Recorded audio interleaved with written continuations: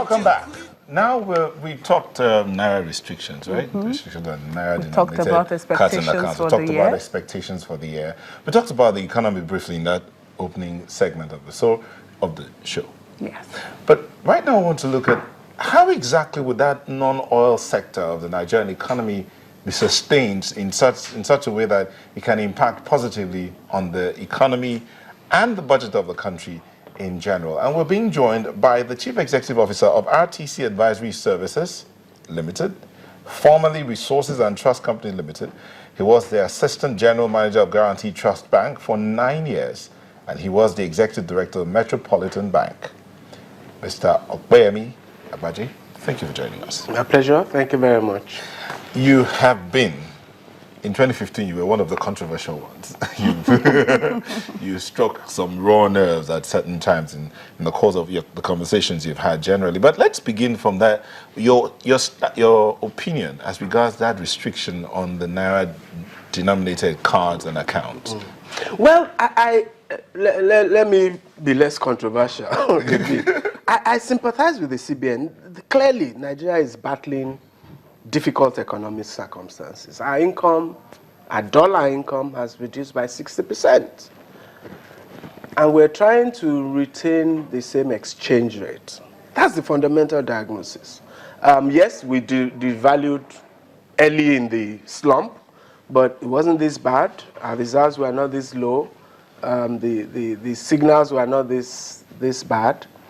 And so now we have a dislocation. We have a fixed exchange rate, whereas the CBN does not have the capacity to supply the market at that exchange rate. So there's a significant, I will call it a subsidy on dollar, if you get it.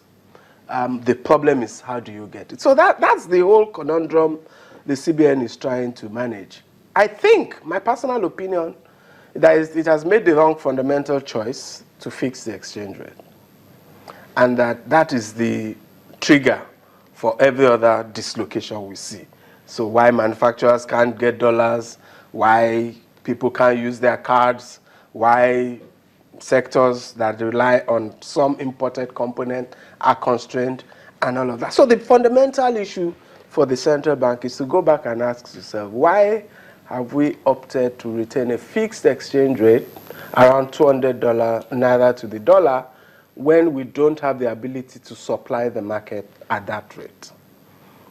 And if they ask in that simple terms, then I think the answer is obvious. And the second question they should ask themselves is, why do we opt to give a 25 to 30 to 40 Naira per dollar subsidy at a time when we want to promote domestic production? Subsidy to FX users at a time when we want to promote domestic production. I think those two questions will help clarify what our choices should be. I think the current choices are the wrong choices. Okay. Since you struck that nerve on the dollar, let's begin from there. According to tradingeconomics.com, from 2007 to 2015, FDIs in Nigeria averaged about 1.4, like $1,410,046 US dollars, reaching an all-time high of 3.084. Okay, as at the last quarter of 2012, and a record 624.87 US dollars in millions in the second quarter of 2015. Now, what would you say is responsible for this massive decrease in?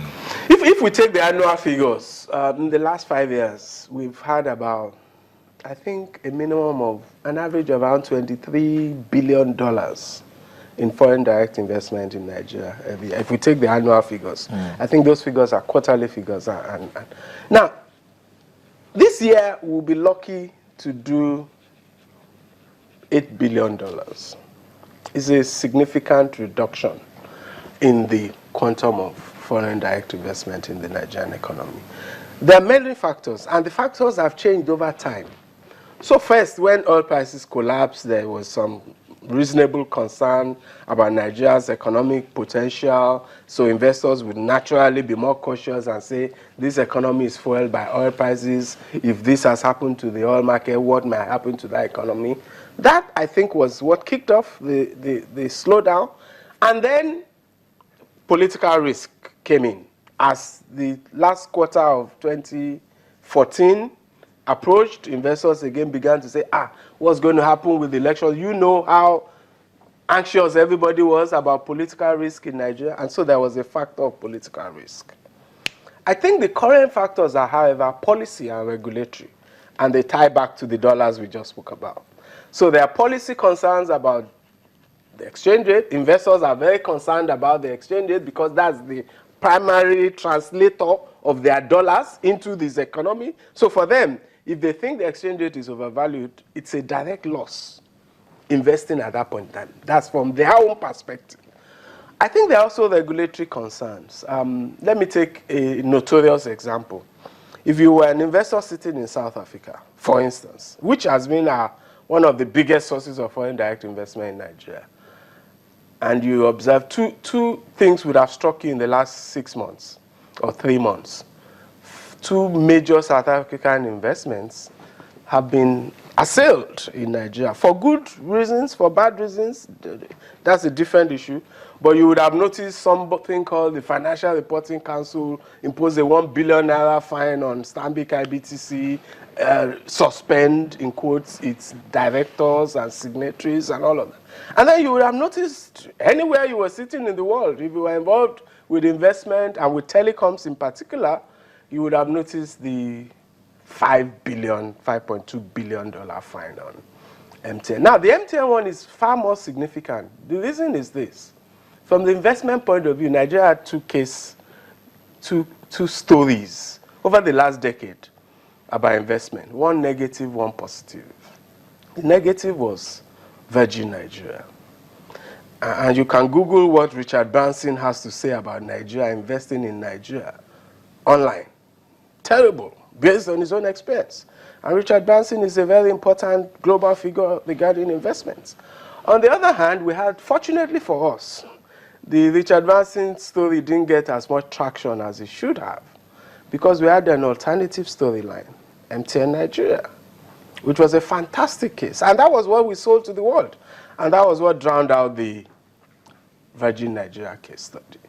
The MTN case study was superlative. It was what we trumpeted at every investor conference. It's what analysts like us told every foreign investor who asked us about Nigeria. So that's not the good news. It's a topical story. And the reason it's important is that investors gauge business environment from the known. They proceed from the known to the unknown. So if you're sitting in South Africa or Brazil or US, say, so what's happening to those who have invested in Nigeria? The MTN case study is a very unsettling one. Not because anybody doubts that perhaps MTN may have done some things Because wrong. I was going to say that if we talk about policy and regulation, anywhere in the world we have regulations. Absolutely. And if MTN, as you've used as a case study here, has violated any of the regulations, then the sanctions should be there. Yes, I do. I do agree with that. Let's contextualize the issue. So let me just put some context. So like I said, MTN, probably the biggest foreign investor in Nigeria over the last decade, invested $15 billion in Nigeria, paid over 1.3 trillion naira in taxes over the last 10 years, employs thousands of people, the country's largest telecoms institution, 50 million lines or thereabout, half of our telecoms GDP. Now, to contextualize that, when I started RTC in 2004, the telecom sector, or in 2004, the telecom sector in 2001 was less than 1% of our GDP.